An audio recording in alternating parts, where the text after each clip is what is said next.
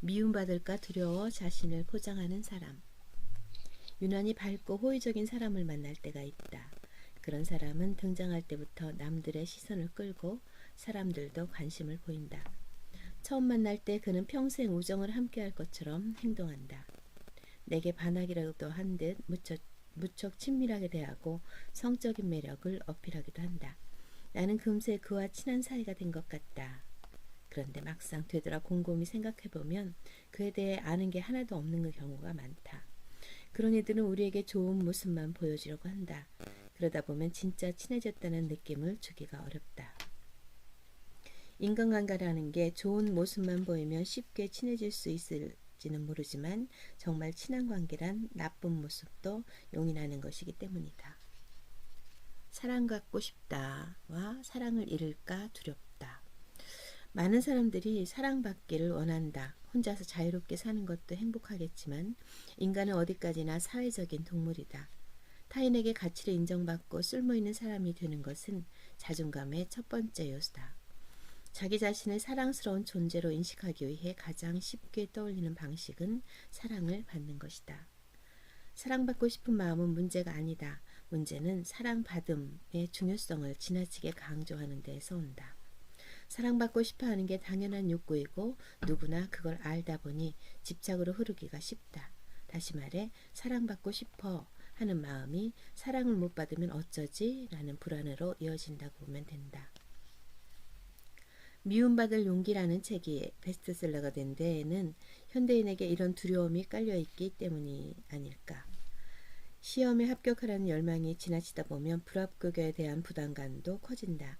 경기에서 꼭 이겨야 한다는 압박감이 너무 커지면 정상적인 경기력이 나오지 않는 것과 비슷하다. 자기 아이가 모두에게 사랑받았으면 좋겠다는 바람이 지나치면 그러다가 친구들한테 왕따 당할라. 내가 그러면 사람들이 뭐라고 하겠니? 하는 공격으로 이어질 수도 있다. 특히 부모가 체면을 중시하는 경우 남들에게 사랑받지 못하면 끝장이야 라는 생각이 아이에게 심어진다.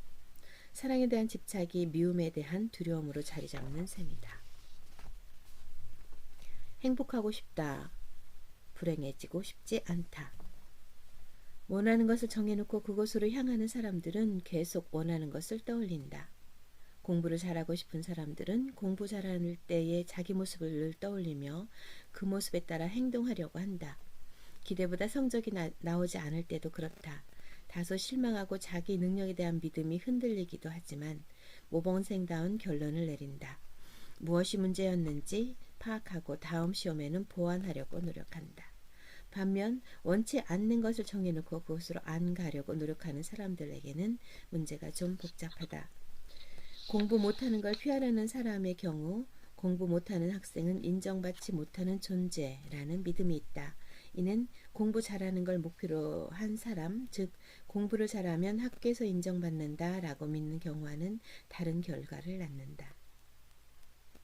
공부 못하는 걸 피하려는 사람은 성적이 조금 떨어지면 자기 모습에 당황한다.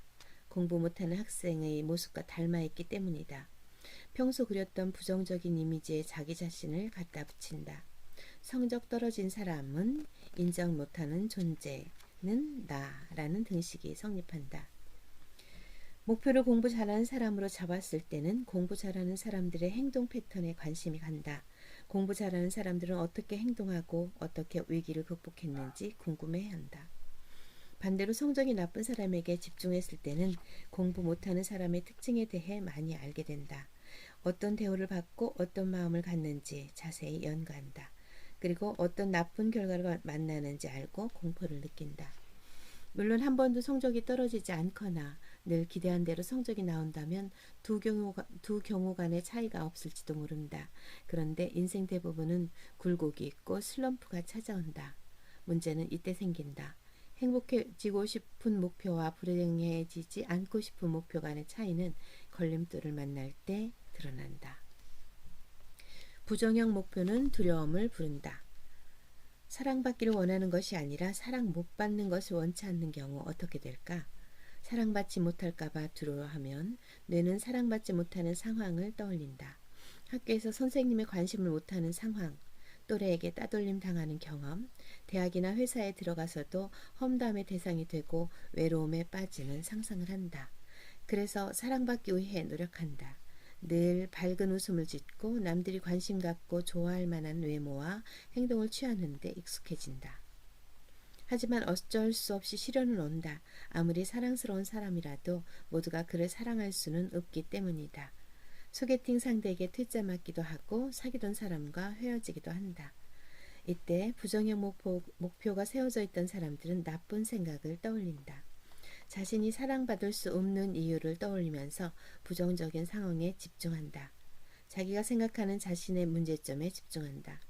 누구에게 화났던 일, 비도덕적인 욕구와 욕심을 떠올린다. 그러면 나에 대해 실망하게 될 거야. 나를 무시하게 될 거야. 라는 생각이 고개를 든다. 여기에 항상 문제를 일으키는 난 특이해 라는 생각마저 다가오면 폭탄에 불을 댕기는 꼴이다. 자기만 특이하게 문제가 있어서 특히 사랑받지 못하는 삶을 산다는 생각으로 이어진다. 그렇게 두려워하면 두려워할수록 가까이에 쌓아두었던 폭탄이 터지기 쉽다. 두려움은 예방주사가 아니다. 물론 이런 현상은 이성적이지 않다. 가족이나 친구들이 말한다. 사람들이 왜 너에게 실망할 거라고 생각해. 너를 봐. 얼마나 예쁘고 능력있고 착한데. 이 말에 이성적으로 답할 수 있다면 다행이다. 맞아. 내가 회사에서 스트레스를 많이 받았나 봐. 나 이상한 거 아니지? 하면서 극복해내곤 한다. 그런데 두려움에 휩싸이면 설득이 불가능하다. 아무리 논리적으로 설명을 해도 감정에 갇혀있기 때문에 의사소통이 안 된다. 대화란 논리적인 과정인데 그냥 불안해. 사람들은 실망할 거야 라는 말에는 논리적인 대응과 설득이 불가능하다. 자신이 사랑받지 못한 사건 때문에 두려움이 폭발해 버렸기 때문이다. 직장 상사가 한두 번 나무랐을 뿐이건만 그렇게 서럽고 불안할 수가 없고 모두 자신을 싫어한다고 대내며 울컥 눈물을 쏟는다. 억울함과 분노도 동반한 감정이다. 이들은 자신이 지적당한 것이 업무가 아닌 인격이라고 생각한다. 내가 도대체 뭘 잘못했다고 그렇게 미워할까 생각한다. 이미 자기 자신한테 불만이 많았던 사람들은 더 심각하다. 내가 봐도 나는 일을 참 못해. 혼나는 게 당연하지. 난 끝장이야. 내가 얼마나 형편없는지 다 알아버린 거야. 라며 자신을 낙인 찍는다. 자존감 결여는 인간관계를 망치는 원인이 되지만 그 결과가 되기도 한다. 관계에서 트러블을 경험하고 그걸로 속상해하는 자신을 보면서 스스로 깎아내리면 그렇게 된다. 난 쿨하지 못해. 프로답지 못해. 한번 혼난 걸로 이렇게 오래 꿍한 거 보면 너무 감정적이야 라며 자신을 못마땅해 하는 시기다. 애석하게도 이것은 어린 시절부터 축적된 두려움이 폭발한 경우가 많다. 부모는 아이가 사랑받는 존재가 되었으면 하는 마음에 계속 예방주사를 놓는다고 생각한다. 너 이러면 싫어. 사람들이 싫어해. 외톨이가 될 거야 라며 핀잔을 준다. 그 순간에는 아이가 두려워해도 그래야 사랑스러워지려고 노력할 거라고 생각한다. 하지만 그것은 예방주사가 아니다. 거절이라는 병균이 침입했을 때 항체가 되어 싸워야 할 자존감을 소진시키기 때문이다. 오히려 두려움과 불안이 핵심 감정이 되어 폭발해버리고 만다. 자기 머릿속의 오류들을 수정할 기회가 날아가 버리는 셈이다. 당당한 사람이 사랑스럽다. 모든 이에게 언제나 사랑받는 존재가 되고 싶어도 우리는 그렇게 될 수가 없다. 누구나 훌륭한 인생을 살고 싶지만 문제는 늘 생기게 마련이다. 사랑받고 싶지만 거절을 당할 수밖에 없고 칭찬받고 싶지만 실망을 줄 수밖에 없다. 우리 마음의 아름다움만 존재할 수는 없다. 누구나 내면에 문제가 있다. 남들이 알면 놀랄 욕망도 있고 욕심도 질투와 시기도 숨어 있다. 자신감이 결여되어 있기도 하고 기대고 싶은 의존 욕구도 있다. 다만 감추고 있을 뿐이다. 그런 수많은 것들을 뭉뚱그려 이드라고 부른다. 모든 사람에겐 자아가 있고 그것을 통제하는 선량한 나, 즉 초자아가 있다. 아름다움과 사랑스러움이 초자아라면 그 반대편에는 이드가 숨쉬고 있다. 사랑하는 사람들이나 사랑받는 사람들 누구에게나 이드가 있다. 그러니 자기한테 이드가 있다고 부끄러워할 필요가 없다. 당신이 사랑받지 못한다고 해도 그것은 당신 잘못이 아니다. 시험을 못 봤다고 해서 나쁜 학생이 아닌 것처럼. 자존감 향상을 위해 오늘 할 일, 자기 자신에게 사과하기. 오늘 저녁은 거울 앞에 서서 사과를 해보자. 미안해, 그게 뭐 그리 대단한 거라고 나를 미워했어. 미안해, 안 그래도 마음이 힘들었을 텐데 그걸 숨기려고 했어. 당당하지 못해서 정말 미안해 라고 소리를 내 말하자. 우리는 그동안 자신에게 만족을 못했다. 나를 그대로 받아두지 못했다. 우리의 외모를 사랑하지 못했고 성격을 불만스러워했고 처지를 비관했고 처한 현실을 부끄러워했고 꿈을 숨겨왔다. 자신에게 참 미안한 일이다. 따라서 일단 사과부터 해야 한다. 그것이 자존감이 낮았던 과거의 나와 노력 중인 현재의 나의 차이점이다. 이렇게 함으로써 우리는 변화하기 시작할 것이다.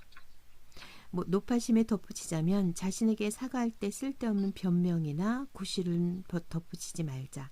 역한데 내가 그렇게 나를 다그친 건 나 잘되라고 그런 거야 라든가 내가 그렇게 잘난 사람이었으면 애당초 두려워할 것도 없었지 같은 말은 사족이니 꺼내지 않는 게 좋다.